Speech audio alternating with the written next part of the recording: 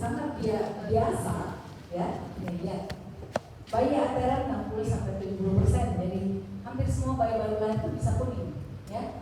Dan bayi kurang bulan lebih tinggi. Ini nanti ini pertanyaan nomor 2 ya. Kenapa sih bayi kurang bulan ini lebih tinggi, ya? Nah, karena walaupun 60-70% pada bayi cukup bulan, ini harus kita ketahui ada bahayanya kalau kita biarkan tinggi kadar bilirubin dalam darah itu, karena bisa masuk ke dalam otak, ya, mengganggu fungsi otak, bahkan menjadikan bayi ini akhirnya kalau selamat jadi cacat. Oke? Kan kadang-kadang tuh ada pasien ya, kalau nanti kamu di klinik kuning, bayi itu kuning sampai kaki, menolak untuk difototerapi. Kenapa? Karena neneknya bilang itu biasa Ji, gas jemur-jemur saya nanti di rumah biar di bawah matahari. Nah, kalian harus bisa menjelaskan akibat dari ini. Mungkin nanti bayinya tidak sampai kejang atau apa, tetapi dari penelitian kuning ini bisa menyebabkan ketulian. Bahkan di Jepang ada penelitian yang menghubungkan dengan schizophrenia, kejadian schizophrenia. Jadi tidak boleh dianggap remeh. Walaupun terjadi, tapi tidak bisa kita anggap remeh, ya. Itu di luar. Adakah pertanyaan komplikasi? Tidak ada di. Nah, seperti ini, kecil banget ya. Saya sendiri tidak bisa baca. Oke, saya di sini. Nah, tadi terima kasih kelompok dari Ibu Ketua. Aduh, selalu lupa namanya ya. Jadi ada 5 tahap, ya. Ada 5 tahap, yaitu 5 tahap. Pertama adalah tahap produksi. Produksi ini berasal dari pemecahan sel darah merah. Umur sel darah merah kita berapa? Ini sekalian menjawab pertanyaan nomor 2. Itu orang dewasa. Pada bayi 50 sampai 80. betul. Pada bayi prematur 50 harian. Pada bayi ateran 80, ya. Itu. Pada anak 100. Nah, artinya apa itu? Artinya apa? Cepat sekali terjadi hemolisis kan pada bayi, terutama prematur. Itu akan menyebabkan bilirubin berapa? Tadi kan dari biliverdin itu di breakdown, ya, hemoglobin dipecah menghasilkan bilirubin 1. Oke, dengan berbagai mekanisme yang agak rumit, ya. Jadi membutuhkan besi, kemudian ada proteinnya, kemudian diubah menjadi biliverdin. Kemudian biliverdin ini menumpuk ya ininya ya. Biliverdin akhirnya mengubah, ya, mengubah hemoglobin itu menjadi bilirubin 1. Ingat ya, bilirubin 1 atau unconjugated atau indirect. Gampang ingatnya, 1 indirect I. Kemudian dia tidak atau belum terkonjugasi, belum masuk ke hepat, ya, masih di sel darahnya, masih di luar, ya. Nah, situ produksi, ya. Nah, kemudian kalau sel darah merah banyak yang dipecah, berarti bilirubin 1-nya numpuk, kan? Nah, kemudian untuk dikonjugasi di dalam hepat, dia harus berikatan atau dibawa oleh albumin. Nah, kalau bayi prematur atau berjalan, kira-kira albuminnya cukup nggak ya untuk mengikat bilirubin 1? Kurang, ya. Nah, tadi di tahap produksi, bayi prematur sudah punya resiko, ya, usia sel darah merahnya pendek, jadi lebih banyak terjadi hemolisis dibanding orang dewasa, gitu ya, dibanding cukup bulan. Jadi hemolisis, ya, jadi dia lebih berisiko untuk mengalami hiperbil. Kemudian kadar albumin dalam darahnya juga rendah. Oke, jadi yang berikatan dengan albumin itu hanya sedikit. Ada bilirubin yang bebas. Yang bebas ini yang bikin kuning. Oke, itu sampai di tahap transportasi. Kita lanjut. Hal-hal, faktor yang bisa memisahkan pemecahan ikatan bilirubin dengan albumin ini? Ada nggak?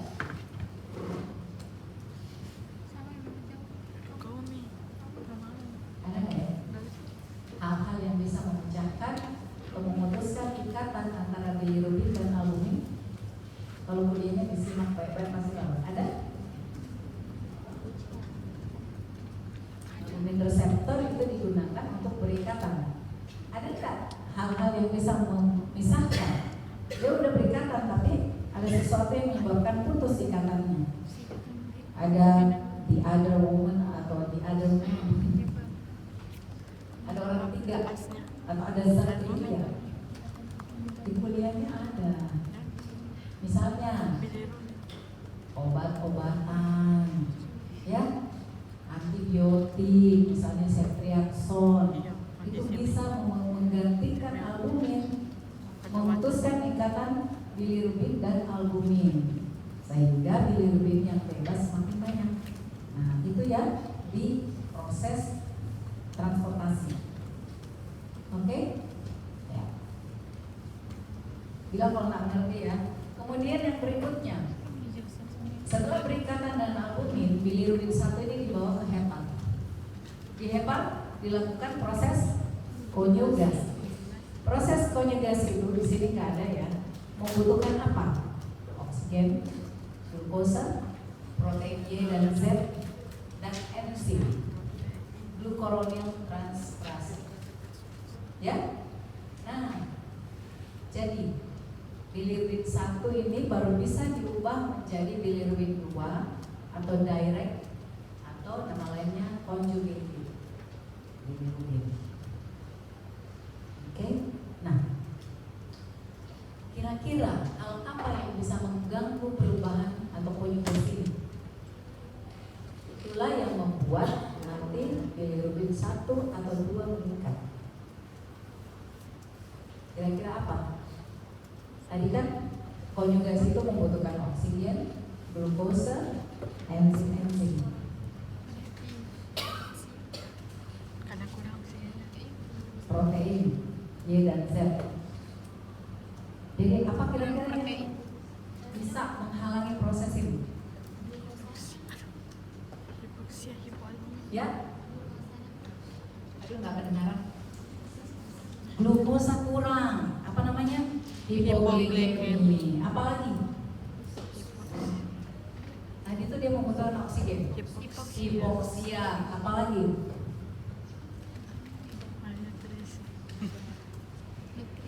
Apalagi? Kalau kekurangan protein, biasanya pada bagian prematur kan, kadar proteinnya kan rendah, cadangan proteinnya rendah, glukosanya rendah. Itu semua yang bikin dia berisiko, ya. Enzim yang dihasilkan itu masih sedikit, glucuronil transferase, ya. Jadi konjugasinya bisa terhambat, ya. Bilirubin 1-nya jadi tinggi. Nah, sekarang setelah berubah menjadi bilirubin 2, dia harus diekskresikan dari hepat melalui sistem biliaris dulu, baru ke saluran cerna, ya. Ada sistem biliaris di situ, itu ada bile duct. Nah, berarti harus lewat situ. Hal apa yang bisa menyebabkan terganggunya ekskresi dari hepat ke saluran cerna? Obstruksi di ductus biliaris. Misalnya karena ada stenosis di ductus biliaris, atau ada atresia, ya, atau kadang-kadang ada pankreasnya itu melilit di ductus, jadi dia jadi menyempit. Itu juga, ya. Nah, jadi, ya, sudah ada bilirubin 2. Bilirubin 2-nya terhambat, akhirnya dia masuk ke dalam darah dalam bentuk peningkatan bilirubin 2, ya. Nah, misalnya dia lolos sampai di usus, ya.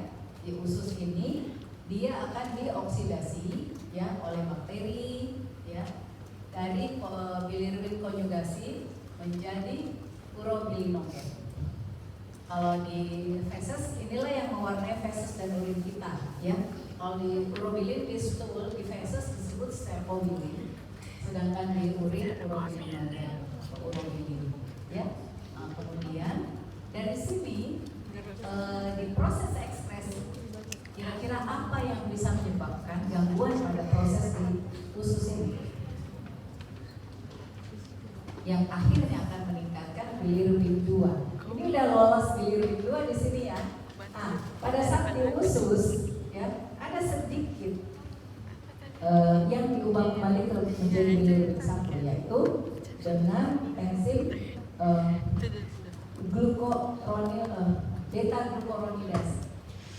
Di usus itu ada enzim beta glucuronidase yang mengubah menjadi bilirubin 1 lagi.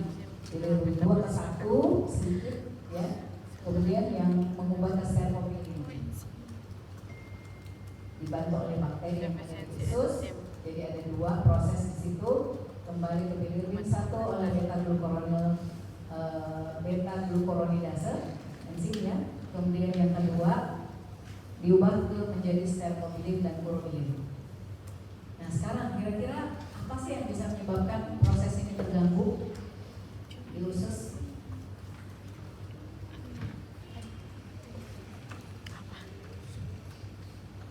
Nah, di usus itu membutuhkan supaya bisa diubah, dikeluarkan dari usus itu membutuhkan apa? Peristaltik usus, ya. Kemudian butuh enzim juga. Butuh peristaltik usus, berarti harus bergerak ususnya ya. Nah, lalu kenapa kita harus melakukan IMD? Supaya bayinya minum ini supaya peristaltik ususnya bergerak.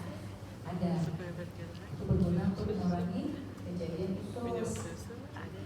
Nah, apa lagi yang bisa menghambat proses di sini? Kalau ada obstruksi, ya, atau kelainan struktural dari usus, ya, misalnya atresia, duodenum, sehingga peristaltik terganggu, ya, penyerapan terganggu dan sebagainya. Jadi hal-hal yang mengganggu peristaltik usus itu juga akan bisa menyebabkan ikterus. Nah, setelah di usus itu tadi saya sebutkan ada sebagian kecil yang diubah kembali menjadi bilirubin 1, ya, oleh enzim beta glucuronidase. Diubah, masuk kembali ke dalam darah, ya, kemudian masuk kembali ke hepat. Tentu harus ditransportasi, harus melalui ini lagi ya. Jadi dari sini dia masuk lagi ke hepat. Itu disebut sebagai circulus enterohepatic. Jadi enterohepatic circulation dari usus ke hepat, masuk lagi di situ. Ya. Nah, ini proses ini juga bisa berperan dalam menyebabkan ikterus. Misalnya bilirubin 1 yang dihasilkan tadi, ya, itu berlebihan, terlalu banyak. Misalnya pada kondisi apa? Ada ibu-ibu yang di dalam ASI-nya mengandung enzim beta glucuronidase yang banyak, ya, sehingga banyak sekali yang diubah ke bilirubin 1 kembali dan masuk ke dalam hepat lagi. Ya, itu disebut sebagai breast milk jaundice. Jadi kuning akibat ASI-nya. Bahaya nggak nih? Selama ini belum pernah dilaporkan, ya, kejang mungkin ya, atau encefalopati fertil akibat dari ASI. Bagaimana kalau kita menemukan seperti ini? Bagaimana kita mengidentifikasi kalau ini adalah penyebabnya ASI? Bayinya biasanya sehat, ya, aktif, tapi kemudian dia diberi ASI mulai lahir sampai misalnya kira-kira 2 minggu, tiba-tiba kok kuning gitu ya. Jadi kita periksa bilirubinnya tinggi sekali, bilirubinnya, ya, bilirubin 1. Nah, tapi bayinya sehat aktif, jadi tidak ada penyakit apa-apa. Kemudian kita coba menghentikan ASI selama 24 jam. Nanti bukan dipuasakan ya, diganti dengan supor gitu, susu formula. Nah, biasanya bilirubinnya langsung turun. Kita periksa, kita tetap lakukan fototerapi, kemudian diperiksa biasanya 24 jam atau 48 jam, kita periksa lagi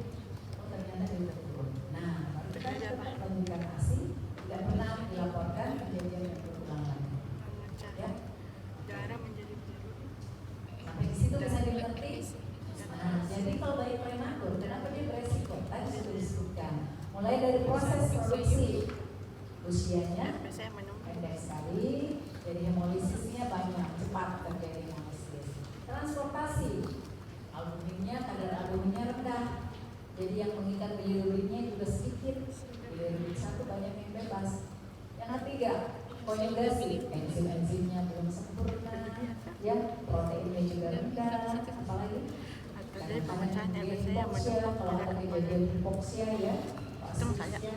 glukosanya rendah. Ya, kemudian yang lain-lain yang setelah konjugasi itu biasanya ada gangguan struktural, jadi tidak terkait prematuritas. Ya, di antara pun bisa terjadi.